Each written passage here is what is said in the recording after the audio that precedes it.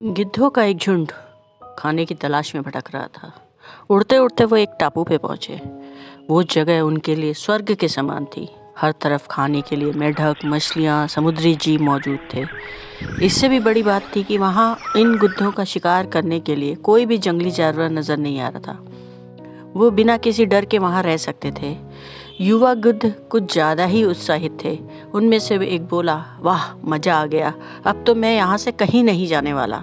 मैं तो यहाँ बिना किसी मेहनत के ही बैठे बैठे खाने को मिलेगा। मैं तो यहीं रहूँगा। बाकी गिद्धों ने भी उसकी हाँ में हाँ मिलाया और खुशी से झूमने लगे। सबकी मौज मस्ती में दिन बीत रहे थे, लेकिन झुंड का सबसे बूढ़ा गिद्ध इससे खुश नहीं था।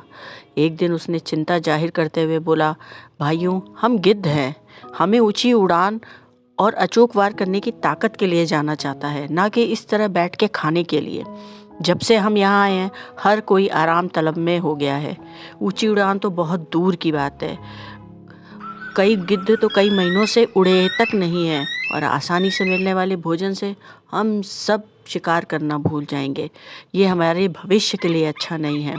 मैंने फैसला किया है कि हम इस टापू को वापस छोड़कर पुराने जंगलों में लौट जाएंगे। अगर मेरे साथ कोई चलना चाहे तो चल सकता है। लेकिन उस बूढ़े गिद्ध की बात सुननी किसने थी, क्योंकि सब हंस रहे थे, मजाक उड़ाते रहे। बोले, पागल है, मूर्ख की उपाधि तक दे रहा ली। बेचारा बूढ़ा हो गया है, सनक गया है, न जाने क्या क्या बोला। वो गिद्ध अकेला ही लौट गया। कुछ समय बीता। कुछ वर्षों बाद उसने सोचा, चलो मरने से पहले एक बार चलकर अपने साथियों से मिल के आए, देखें क्या हाल है उनके, कैसे हैं वो। लंबी यात्रा करने के बाद जब वो टापू के पास पहुंचा तो वहाँ का दृश्य बहुत ही डरावना था। वो समझ में नहीं आ रहा था उसे कि वो क्या करे।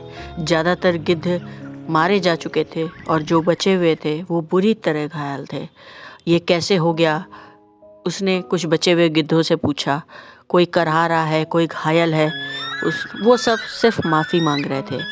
उन्होंने अपनी बातों को गंभीरता से नहीं लिया। इस बात की कि जो उस बूढ़े गिद्ध ने पहले ही बोला था, उस बात के लिए वो माफ़ी मांग रहे हैं कि हमने आपका मजाक उड़ाया, आप सही थे।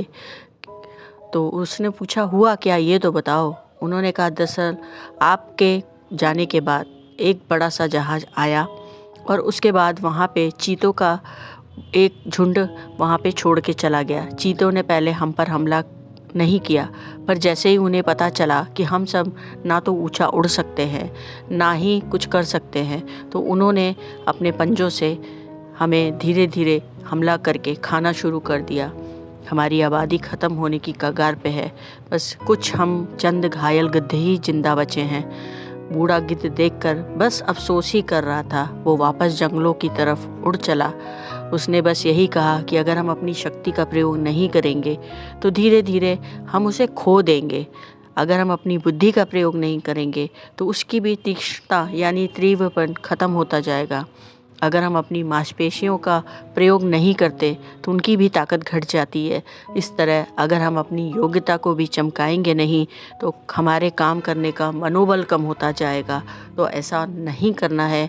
हम सबको अपनी काबिलियत, अपनी ताकत को ज़िंदा रखना है। अपने कौशल, अपने हुनर को तराशना है, उस पर धूल नहीं जमने देना है। तो कुछ सीखते जाइए, कुछ ऐसा करते जाइए जो दूसरों के लिए नहीं, खुद के लिए हो।